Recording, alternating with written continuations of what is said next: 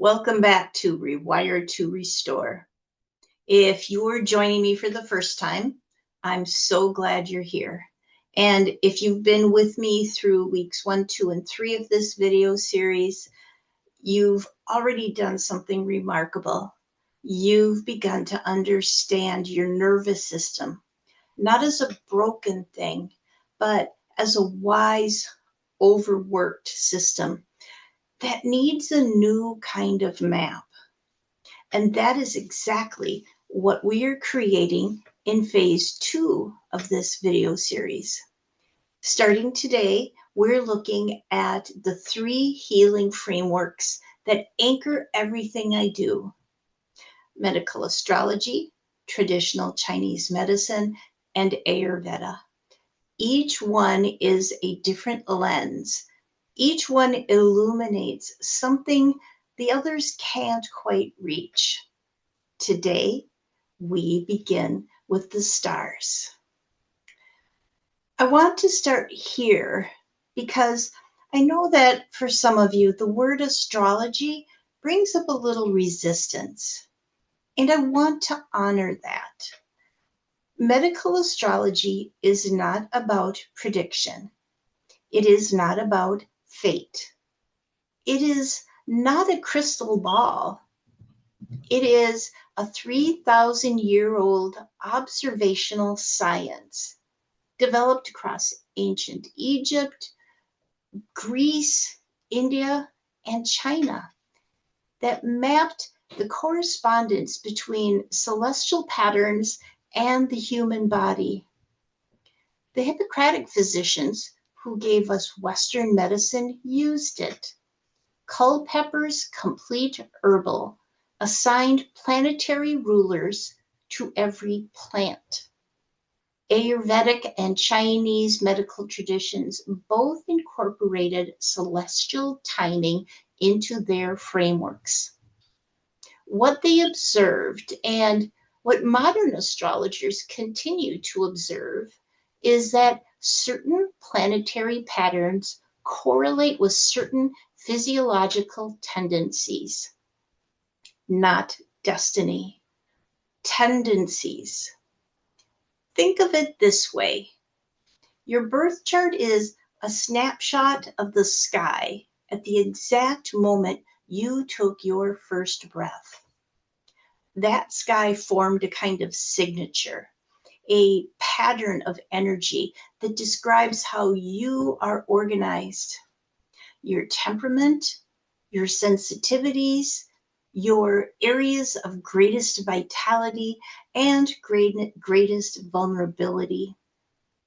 Your chart doesn't tell you what will happen.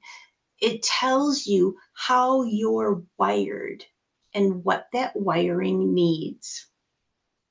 And when it comes to the nervous system, the chart is one of the most precise maps I have ever used.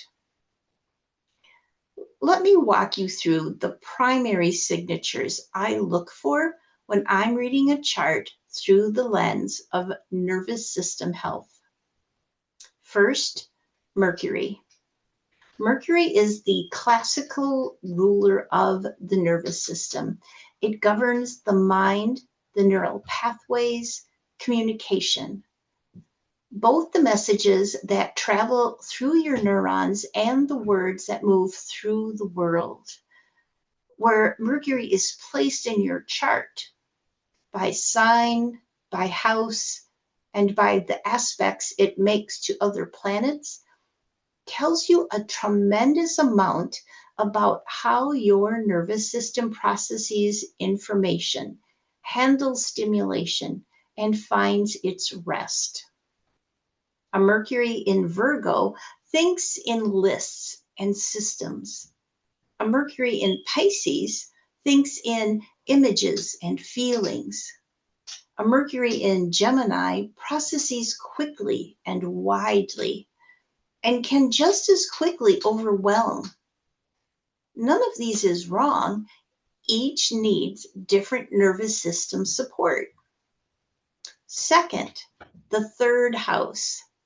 The third house is the area of your chart most directly associated with the mind, local communication, and in medical astrology, the nervous system and the lungs. Planets in your third house or a stressed third house ruler often indicate where nervous system sensitivity lives. Third, the sixth house. The sixth house rules the body in its daily rhythms.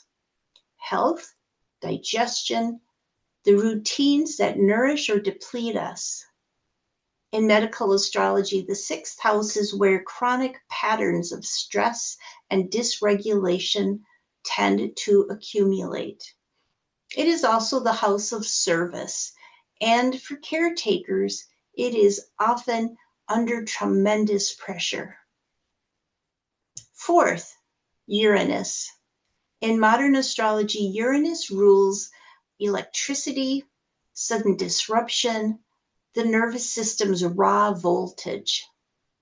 When Uranus makes strong aspects to personal planets, especially Mercury, or sits prominently in the chart, it creates what I call a high frequency nervous system. These are the women who feel everything first, feel it intensely, and run hot.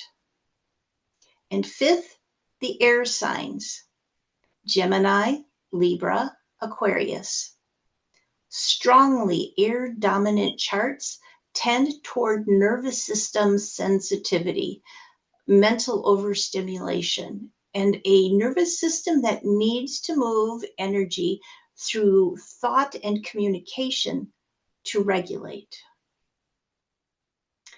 I want to spend a moment with Mercury because this is where I see the most immediate practical healing information. Your Mercury sign tells you how your nervous system wants to process. Your Mercury house tells you where it focuses its energy. The aspects Mercury makes tell you whether that processing runs smoothly or whether there's interference. Planets that add pressure, speed, or emotional weight to every thought that moves through your system. Here's what this looks like in practice. A woman with Mercury in Scorpio in the 8th house might have a nervous system that goes very deep, very fast, cycling through the same emotional material repeatedly, unable to let go, hypervigilant to threat. Her healing work will look different from a woman with Mercury in Sagittarius in the 9th house, whose nervous system overwhelms through too much input, too many possibilities, and a restlessness that never quite lands. And when Mercury is under transit, when Saturn is crossing it or Uranus is squaring it, the nervous system is being asked to rewire. These are not punishment periods. They are recalibration periods. Understanding them changes everything. Mercury is not just your mind. Mercury is the wiring of your entire system. Let me say something that may shift how you see these two houses, the 3rd and the 6th house. The 3rd house is often described as the house of siblings, short trips, and communication. And yes, all of that is true. But in medical astrology, the 3rd house is the house of the nervous system's input. It describes how your system takes in information from its immediate environment. Planets here, especially Saturn, Pluto, or Neptune, can create a nervous system that is either hypersensitive to its surroundings or one that has learned to shut information out to survive. The sixth house is the house of the nervous system's output, how all of that input manifests in the body. Chronic illnesses, digestive disruption, fatigue patterns, autoimmune responses. These are sixth house expressions. When the sixth house is under pressure, the body is absorbing what the nervous system cannot process. In TCM terms, this is a liver qi stagnation moving into the spleen and stomach. The processing meridians are overwhelmed. In Ayurveda, this is vata derangement affecting the gut. Samana vata, the downward and inward wind that governs digestion and assimilation, goes erratic.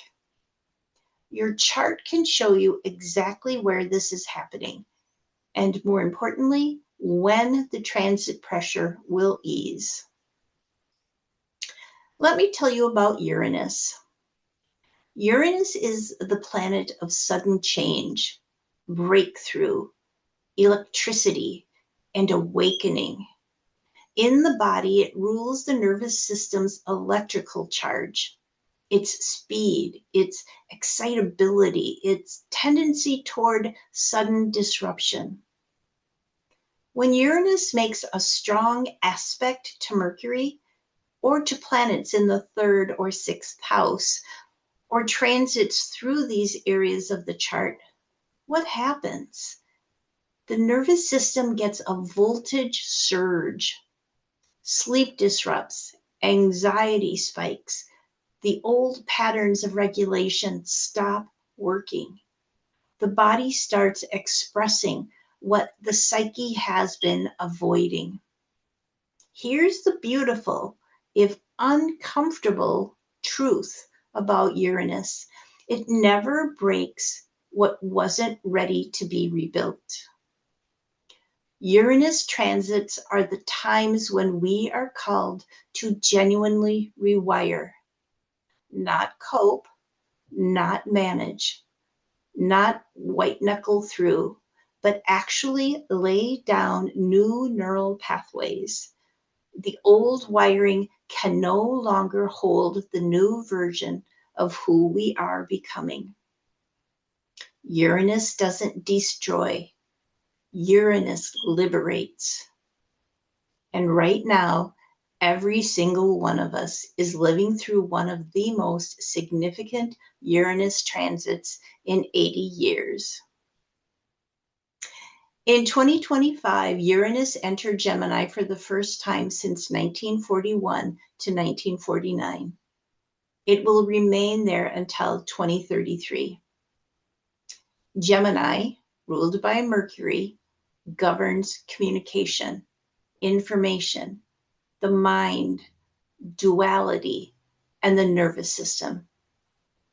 When Uranus, the rewirer, moves through Gemini, the entire collective nervous system is activated. The last time Uranus was in Gemini, the world was navigating World War II and the dawn of the nuclear age. Information traveled at speeds previously unimaginable. The collective mind was fractured, overwhelmed, and in desperate need of new frameworks. Does any of that feel familiar right now? Information overload, the rise of artificial intelligence, fractured attention, simultaneous access to more information than the human brain was ever designed to process, and less capacity to integrate any of it. This is Uranus in Gemini. And here's what I most want you to hear. The exhaustion you feel, the mental fragmentation, the sensory overwhelm, the sense that your nervous system cannot find its ground is not weakness. It is not failure. It is an intelligent response to a genuinely unprecedented electromagnetic and informational environment. Your nervous system is not broken. It is being asked to evolve at the speed of light, and it is doing its best with tools that were designed for a slower world. The rewiring is happening. The question is whether you will do it consciously with support or whether you will let it happen to you. Now, let's bring this home to the 4 exhaustion patterns we've been exploring throughout this series, because each one has its own astrological signature. The somatic store, this pattern tends to show up with Saturn in prominent positions, conjunct the ascendant in the 6th house, or making hard aspects to the moon or Mercury. Saturn holds, it contracts. It stores pressure in the physical body when emotional expression feels unsafe. These are the women who carry tension in the jaw, the shoulders, and the gut, and who have been doing it for so long, they no longer know they're doing it. The hormonal hurricane. Look for Pluto and Scorpio energy, especially in the 6th or 8th house, or making hard aspects to the moon and Venus. This pattern runs deep, cycles intensely, and tends toward the all or nothing swings that characterize both Pluto transits and hormonal upheaval. The constitutional mismatch. Often a strong Virgo and Mercury signature, sometimes with Chiron conjunct or square Mercury, or Neptune creating confusion in the 6th house. The system has been running a protocol that was never quite right for its actual constitution, like trying to run software on the wrong operating system. The transitional transformer. This pattern tends to appear at major life thresholds. The Chiron return around ages 49 to 51. The second Saturn return approaching 59. A powerful nodal axis crossing the natal chart. These are the cosmic signatures of genuine metamorphosis. The old identity is being dismantled, and the new one has not yet formed. The exhaustion of the transitional transformer is not primarily hormonal, muscular, or adrenal. It is existential. It is the energy cost of dying and being reborn. These are the women who look at their lives and know at the deepest level that they cannot keep going the way they have been going. The chart is not asking them to push harder. It is asking for something entirely new. You may recognize yourself in more than one of these. Most of us do. Your chart can show you which pattern is primary and which is being amplified by the transits currently moving through your life. Here are 3 questions I encourage you to sit with when you look at your chart through the lens of nervous system healing. Question 1. Where is Mercury? By sign, house, and major aspect. This tells you how your system wants to process. Is it being supported in your current life? Is there a major transit activating Mercury right now? Question 2. What is happening in your 3rd and 6th houses? Are there planets there? What sign rules these houses? Is the ruler of your 6th house well placed or under pressure? This tells you a great deal about where chronic stress has been accumulating in the body. Question 3. What is Uranus doing in your chart right now? Is it making a major transit to personal planets? If so, this is a genuine rewiring period. And the work we're doing in this series is not incidental. It is precisely timed. You do not need to be an experienced astrologer to work with these questions. You need a free birth chart from astro.com or cafeastrology.com and a willingness to sit with what you find. I want to leave you with this. Healing is not linear. And one of the most compassionate things astrology has ever taught me is why.